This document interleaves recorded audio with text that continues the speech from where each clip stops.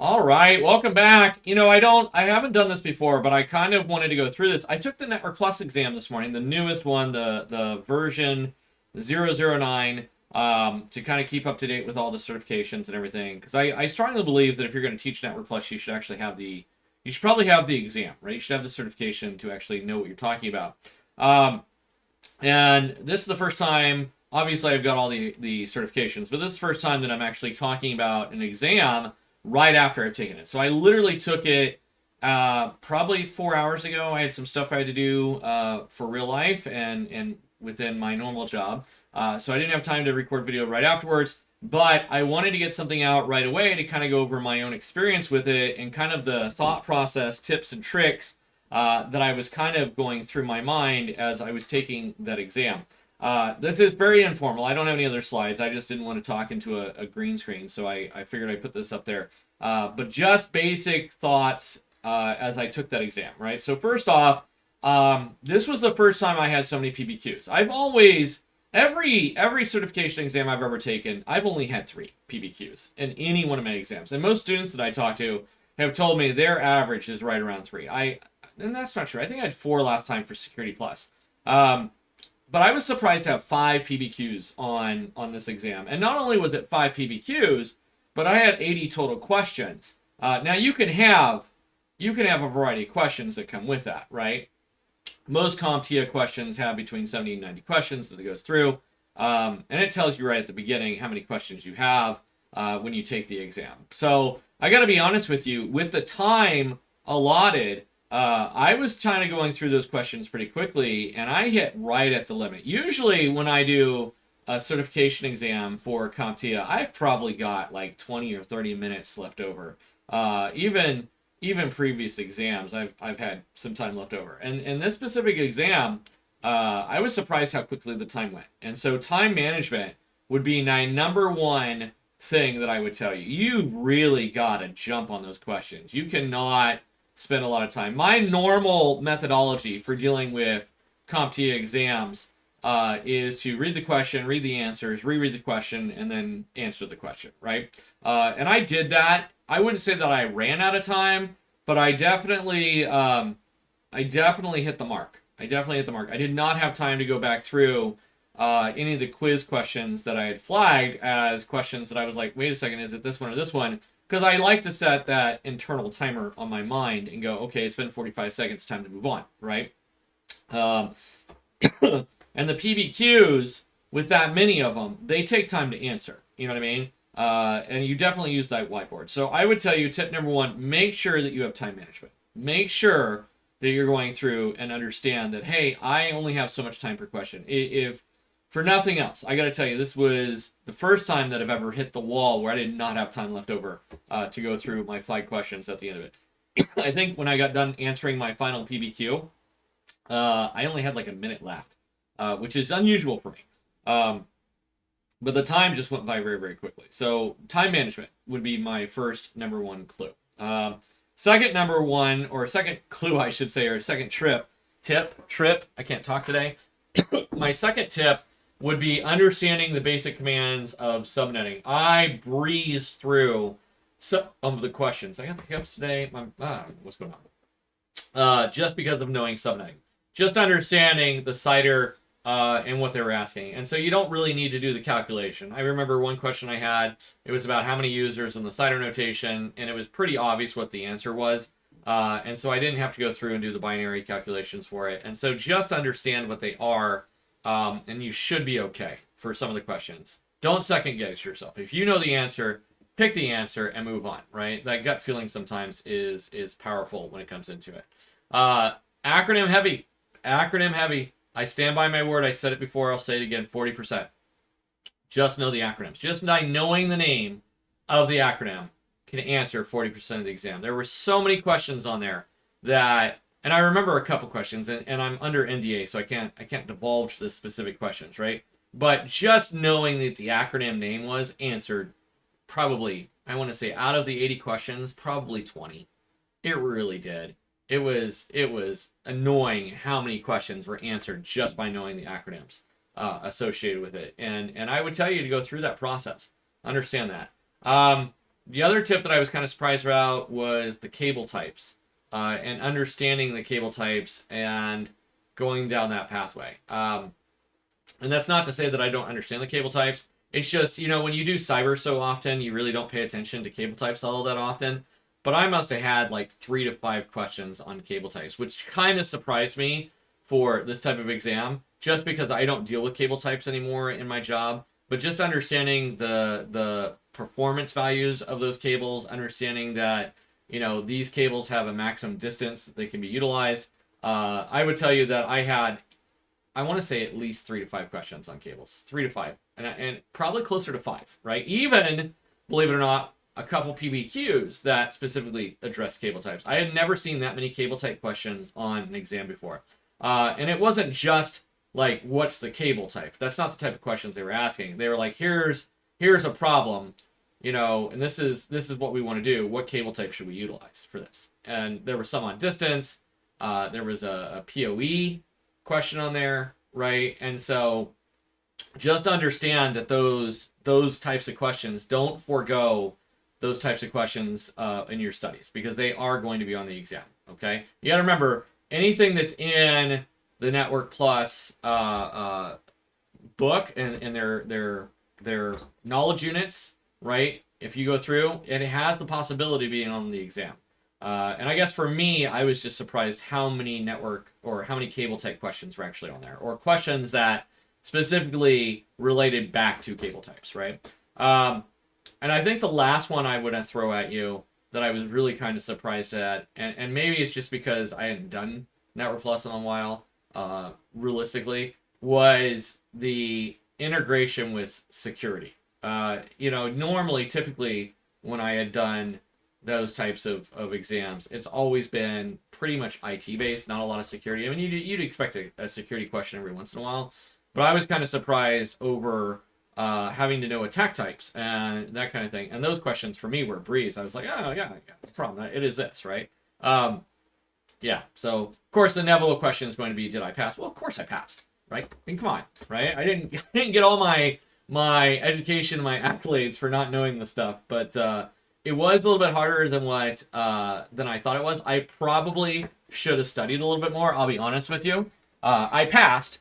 I was expecting. I mean, you need. What is it? I think you need a 720 to pass, and I expected to be around 850, to be honest. And I was not near that. I was probably, I was in the 700s, believe it or not. I was actually surprised with that. I was expecting to have a pretty high score, and I didn't. And that's not. It's not that the questions were really difficult. I think it was because I was overconfident, to be honest. Because I went in there and I didn't really study for it. I really didn't. I went in and I've done, the Network Plus questions with y'all on YouTube, and I've done a little bit of networking when it related back to Security Plus. But that's kind of my forte. That's really what I do. I teach some networking courses at the collegiate level, but it's not designed for Network Plus, right? It's designed for cybersecurity, and there's a little bit of difference. And so I was surprised some of the questions on there that I just didn't know the answer to. And that's perfectly acceptable. That's why I flagged the questions and I used my own advice. Answered, picked one that I thought was good. Usually it was between 2 answers. Picked one that I thought was the best answer and then moved on with my life, right? So I will tell you, don't go in there, especially if you're... And I suffer from the thing that most IT professionals suffer from, and that's overconfidence. And so there was... So there was questions on there that I don't use on a regular basis, that I don't teach on a regular basis, that surprised me for being on there, right? And so watch your overconfidence, especially if you work in the field. Definitely study up a little bit. I should have taken a little bit more seriously, to be honest, and I didn't. And my score shows it, to be honest, because even though I passed, I was expecting to be in the 850 range, and I was 700s. So it was a little bit of a gut punch to my ego, I'll be honest with you. And so I openly state that. So I will tell you, go through and make sure that you're studying the thing. Definitely do practice questions. Definitely go through and read the textbooks, read the study material, and you should be okay. I didn't think any of the questions, even the ones that I wasn't sure about, were overly difficult. It's just they were very nuanced. They were very nuanced. Like, I am not completely up to date with DNSs, and we had some DNS questions that I was like, I think it's this. I don't think it's this, but I think it's this. And I probably got a couple of those wrong. Even though I've done DNS and actually, yeah, it's just one of those memorization skills. You don't do it every day, and it's across the board. You will suffer. So be aware of that. All right. Okay. I think that I hit everything that I wanted to hit on this video. I would tell you, you got this. Make sure you study. Make sure you go through and take advantage of the free content that's out there. I always like to point to Professor Messer. I like Professor Messer. He's got some great stuff out there, and it's free, and I like free. And so I would definitely utilize free resources. And it's not that Professor Messer gives me a kickback. It's just I think he does a great job. And so if you haven't checked out his page, maybe I'll put a link in there. I mean, I might have to reach out to him and make sure it's okay. But I'll just put it on there. If he says something, I'll take it off. But I don't think he's going to, right? But definitely go out there. Other one that I like is Dion, believe it or not. I know Dion personally. I had him in one of my master's courses a long time ago. And so I like Dion training. That's on Udemy. So I will definitely put that on there. And then, of course, Turtle Seminars is really good, too. So those are 3 really good resources. Messer is free. I like free. Dion is going to charge you, but I really like Dion. He does some great stuff. And I really like Total Seminars. Bias report. I'm telling you right off the bat, I do work for Total Seminars, okay? I have contracts with them to teach on some of their stuff, right? So I just want to point that out. But all things considered, I would definitely use those sources. Inevitably, somebody's going to ask me, I can already see it coming, which one do I like better, Total Seminars or Dion or Messer? I'm cheap. I'm thrifty. I'm a professor by trade, so we don't make a lot of money. And I remember being a college student. I remember getting into it. I've been honest with you. I'm going to point to Messer. I really am. Total Seminars, I think, does a better job on some content than Dion does, and Dion does better content than other places on some stuff. I would definitely tell you to get 2. And one of the 2, I would tell you 100% to do Messer, just because it's free. I'm sorry, I like free. And his stuff is good. And so, but I would definitely go through on any certification and do double. And then, of course, the next question is that just for Network Plus? Yeah, for Network Plus. I'm going to toot my own horn a little bit. I like Total Seminars for CYSA, but I teach Total Seminars for, or CYSA for Total Seminars. And you can find that course on Udemy. And no, they didn't pay me for kickbacks on that one.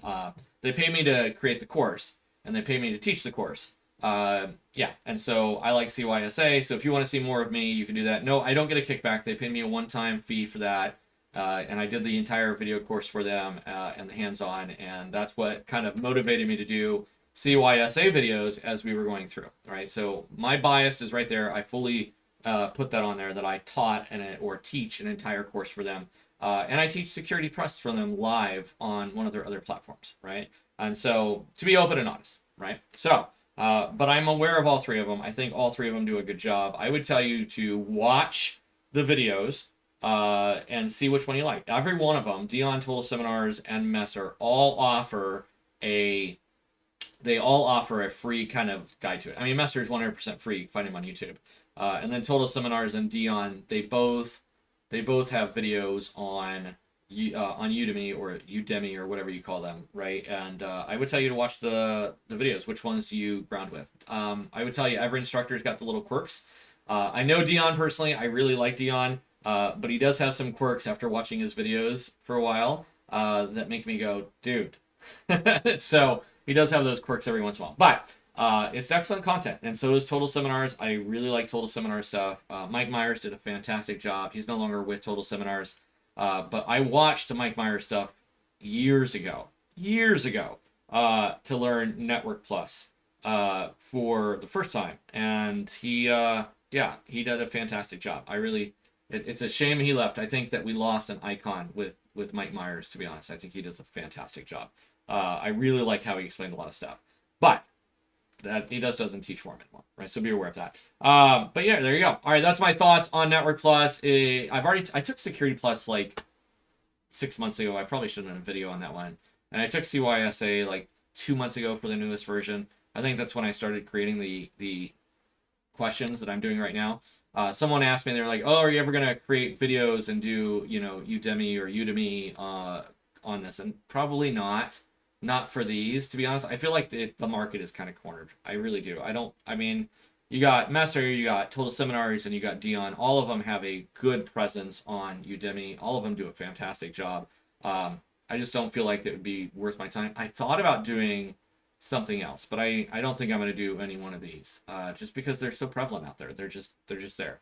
Unless someone decides to give me a contract and start working on it, then maybe. But yeah, it is what it is, and then only during the summer. So because I teach during the week, so this is enough time. You probably noticed over the last month that I'm not putting out near as many videos as I did before, and that's because I teach full time. I have summers off, and so when you have summers off, you're bored. You're like, oh, I can push out videos very, very often. And the reason I didn't do it earlier is because I was recording CYSA for Total Seminars, and so that's why I wasn't doing it then, because I had a project that I was working with them on. So anyway, that's my life story. I hope you found this to be beneficial, other than my long-winded talk about it. If you have questions about an exam, if you have questions about anything else, if you find this helpful, I would appreciate those likes, of course, and we'll see you next time. Have a good one, everyone.